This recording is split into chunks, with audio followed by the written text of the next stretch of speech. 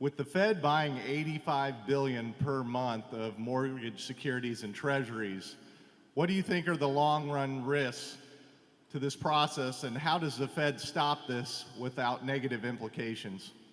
Thank you. Yeah, well, Charlie, you answered that yesterday in an interview, so I'll let you lead off. My basic answer is I don't know. Yeah.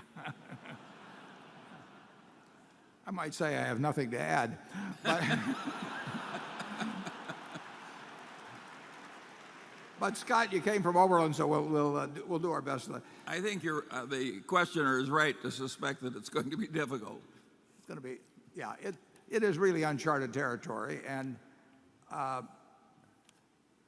as many people have found out, whether it was the Hunt brothers buying silver or whatever it might be, it's a lot easier to buy things sometimes than it is to sell them. And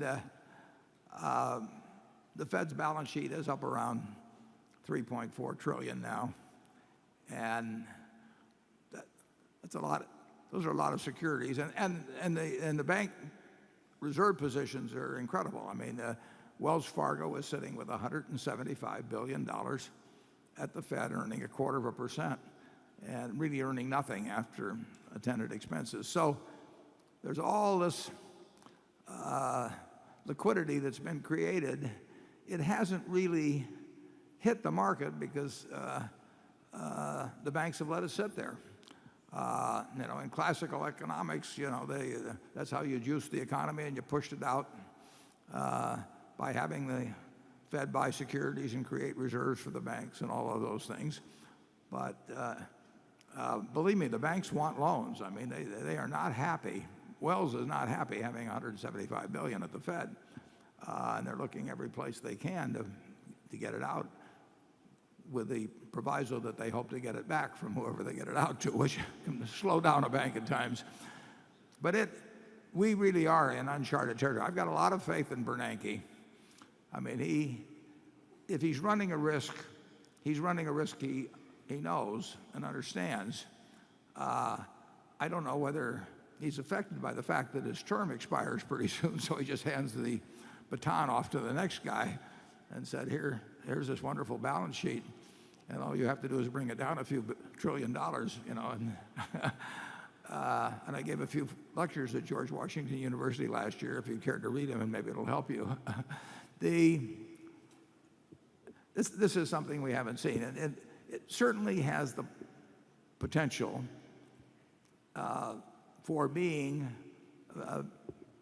very inflationary. It hasn't been so far. In fact, my guess is that the Fed wishes it had been a little more inflationary. If you're running up a lot of debt, it gets measured in relation to nominal GDP, and the best way to run up, easiest way to run up, not the best way, the easiest way to run up nominal GDP is to inflate. And my guess is that they never would admit it, but that at least some Fed members are probably disappointed that they haven't seen more inflation. It won't be when they start selling.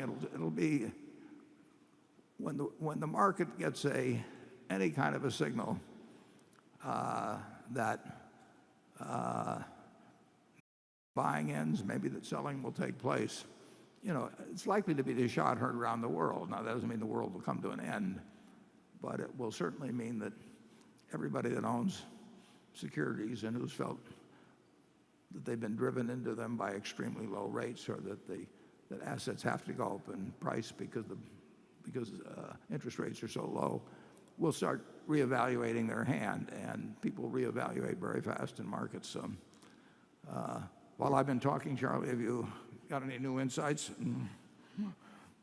Well, generally speaking, I think that what's happened in the realm of macroeconomics has surprised all the people who thought they knew the answers, namely the economists.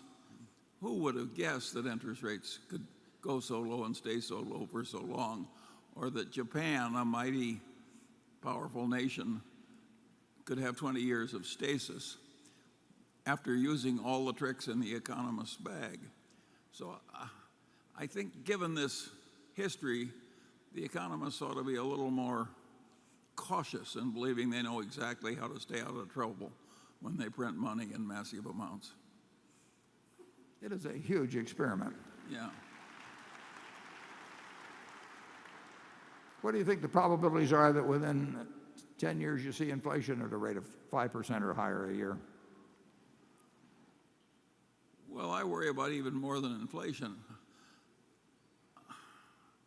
If we could get through the next century with the same results we had in the last century, which involved a lot of inflation over that long period, I think we'd all be quite satisfied.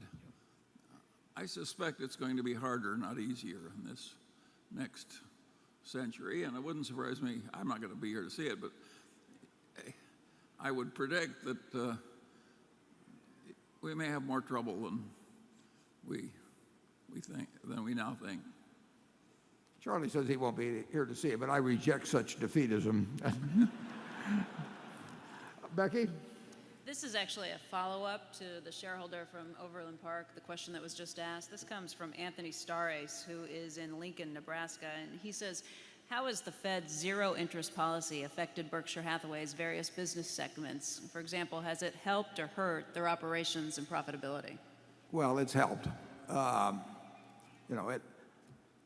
Interest rates are to asset prices, sort of like gravity is to the apple.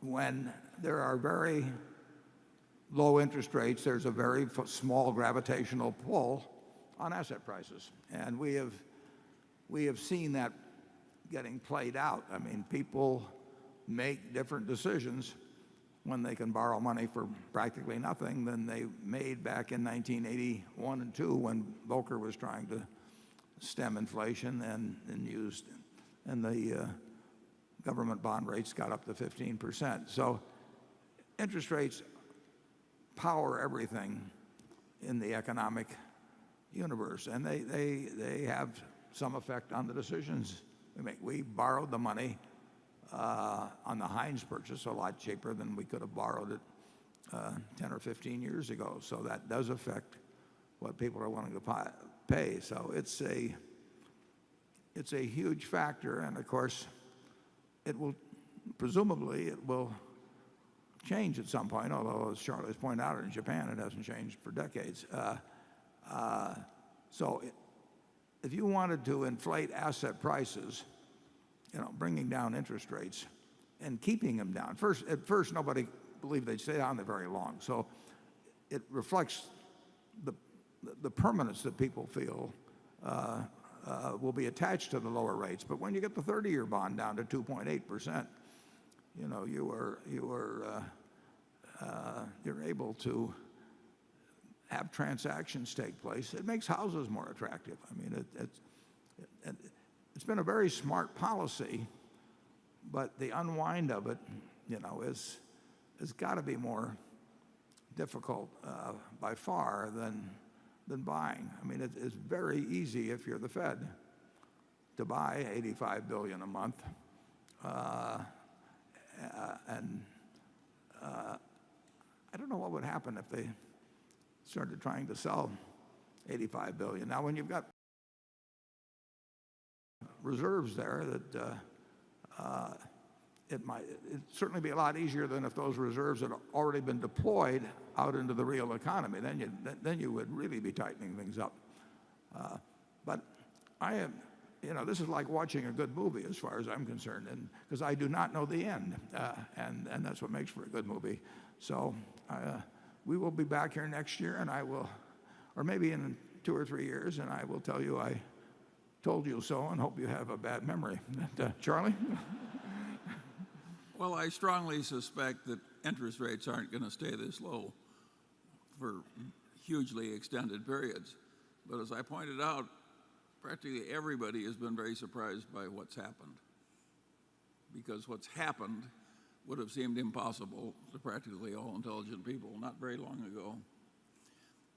At Berkshire, of course, we got this enormous float in the insurance business, and our incremental float, when we're carrying huge amounts of cash, is worth less than it was in the old days.